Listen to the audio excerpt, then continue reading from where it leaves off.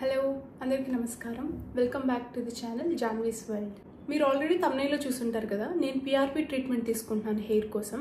అసలు ఈ PRP treatment అంటే ఏంటి, హెయిర్ లాస్కి పిఆర్పి ట్రీట్మెంట్కి సంబంధం ఏంటి అనుకోవచ్చు. ఆ తర్వాత నేను ఎందుకు ఈ స్టెప్ తీసుకోవాల్సి వచ్చింది అనేది కూడా మీకు క్లియర్గా ఎక్స్ప్లెయిన్ చేస్తాను ఈ వీడియోలో. పిఆర్పి ట్రీట్మెంట్ అంటే మన దగ్గర నుంచి ఒక 10 to 12 ml వరకు బ్లడ్ కలెక్ట్ చేసుకొని దాన్ని మిషన్లో రన్ చేసినప్పుడు బ్లడ్ నుంచి white or yellowish colour substance అయితే బయటకు వస్తుంది. దాన్నే ప్లాస్మా అంటారు. ఆ ప్లాస్మాని మన స్కాల్ప్ ఏరియాలోకి ఇంజెక్ట్ చేస్తారు త్రూ ఇంజెక్షన్స్. దాన్ని ప్లేట్లెట్ రిచ్ ప్లాస్మా అంటారు. షార్ట్ కట్ లో పిఆర్పి ట్రీట్మెంట్ అంటారు. బేసికల్ గా హెయిర్ అనేది నాకు చాలా థిక్ గా ఉండేది చైల్డ్హుడ్ నుంచి కూడా.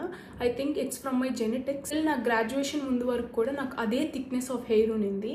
జనరల్గా అయితే నేను ఎప్పుడు హెయిర్ కేర్ చేసిందే లేదు నా చైల్డ్హుడ్ నుంచి కూడా. మా మదర్ ఎప్పుడైనా ఒకసారి కర్డ్ కానీ లేదా ఫెనుగ్రిక్ పేస్ట్ కానీ అప్లై చేసేది హెయిర్కి, అంతే.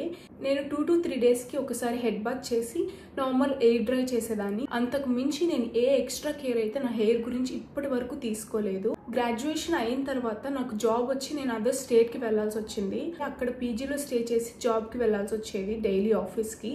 సో ఆ పర్టికులర్ టైంలో నాకు హెయిర్ ఫాల్ అనేది డ్రాస్టిక్గా స్టార్ట్ అయింది, షెడ్ అవ్వడం. మీ అందరికి అర్థం అవ్వడానికి ఒక చిన్న ఎగ్జాంపుల్ ఇస్తాను. గ్రాడ్యుయేషన్ ముందు వరకు నాకు 50 to 60 హెయిర్ స్ట్రాండ్స్ ఊడేదంటే, నేను ఎప్పుడైతే హాస్టల్స్ లేదా పీజీస్లో స్టే చేసి జాబ్ పర్పస్ మీద తిరిగేదాన్నో ఆ పాయింట్ ఆఫ్ టైంలో నాకు డేకి ఒక 200 నుంచి 300 హెయిర్ స్ట్రాండ్స్ వరకు ఊడడం స్టార్ట్ అయింది. నేనైతే అది నాకు ఎక్కువ హెయిర్ ఫాల్ అనే కన్సిడర్ చేస్తాను. మేబీ నేను క్లైమేట్ చేంజ్ అవ్వడం వల్ల లేదా వాటర్ చేంజ్ అవ్వడం వల్ల నాకు హెయిర్ లాస్ అవుతుండొచ్చేమో. అలవాటు అయిన తర్వాత సెట్ అయిపోతుంది అనుకుని నేను అంతగా పట్టించుకోలేదు. నేను ఎందుకు ఆ పాయింట్ ఆఫ్ టైంలో పట్టించుకోలేదు అంటే, నేను కొన్ని ఆర్టికల్స్ చదివాను. మినిమం ఒక డేకి 100 to 150 హెయిర్ స్ట్రాండ్స్ ఊడడం అనేది కామన్ అని కొన్ని ఆర్టికల్స్లో కానీ డాక్టర్స్ కానీ సర్టిఫై చేస్తున్నారు. బట్ అయినా కూడా నాకు హెయిర్ అనేది చాలా మేనేజబుల్గా థిక్గా కూడా ఉండేదన్నమాట. అలా డేస్ కాస్త మంత్స్గా పాస్ ఆన్ అయిన తర్వాత నాకు హెయిర్ లాస్ అనేది ఇంకా ఎక్కువ అయింది. నేను అప్పుడు స్టార్ట్ చేశాను అనమాట రీసెర్చ్ అనేది. చాలా ఆర్టికల్స్, డాక్యుమెంట్స్ చదివాను అండ్ చాలా మంది దగ్గర ఒపీనియన్స్ తీసుకున్నాను. ఫస్ట్ రీజన్ ఏంటంటే బ్లడ్ లెవెల్స్ తక్కువ ఉండడం. బ్లడ్ లెవెల్స్ అనేది నాకు చాలా తక్కువ ఉంది, నేను టెస్ట్ చేయించుకున్నాను. సో బ్లడ్ లెవెల్స్ని మనం సెటరైట్ చేస్తే ఆటోమేటిక్గా హెయిర్ అనేది కొంచెం ఇంప్రూవ్ అవుతుంది హెయిర్ లాస్ అవ్వకుండా.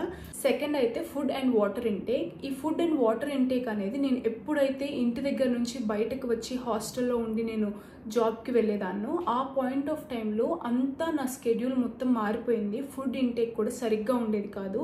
మనకు అందాల్సిన మినరల్స్, విటమిన్స్, కార్బోహైడ్రేట్స్ ఇవన్నీ కూడా మనకి సమపాలల్లో దొరకదు. ఇవన్నీ మనం ఫోకస్ చేస్తూ డ్యామేజ్ అయిన స్కాల్ప్ని ఎలా రీజునేట్ చేసుకోవాలి అనేది కూడా మనం ఫోకస్ చేయాల్సిన థింగ్ అనమాట. ఆ పర్టికులర్ టైంలోనే నాకు తెలిసింది ఈ పిఆర్పి ట్రీట్మెంట్ చాలా హెల్ప్ చేస్తుంది మన స్కాల్ప్కి అని.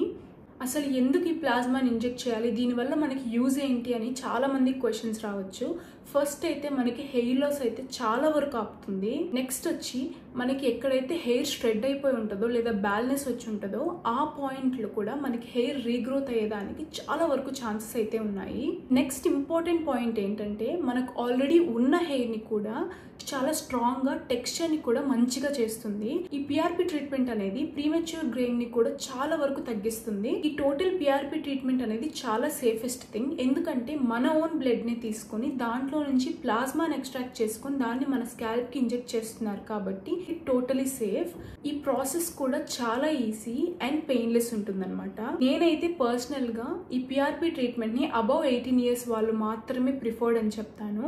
ఇఫ్ ఇన్ కేస్ మీరు డాక్టర్ త్రూ కన్సల్ట్ అయితే you can proceed. Hair loss ఎంత డ్రాస్టిక్గా అయిందంటే, ప్రెసెంట్ నాకున్న హెయిర్ ఇదంతా కలిపి ఒకప్పుడు ఒక పాయ్ అనమాట. ఇప్పుడు నా టోటల్ హెయిర్ ఇంతే. అప్పటి నుంచి నా హెయిర్ కేర్ చాలా వరకు తీసుకునేదాన్ని. వీక్లీ వన్స్ ఏదో ఒకటి అప్లై చేసేదాన్ని, హోమ్ రెమెడీసే.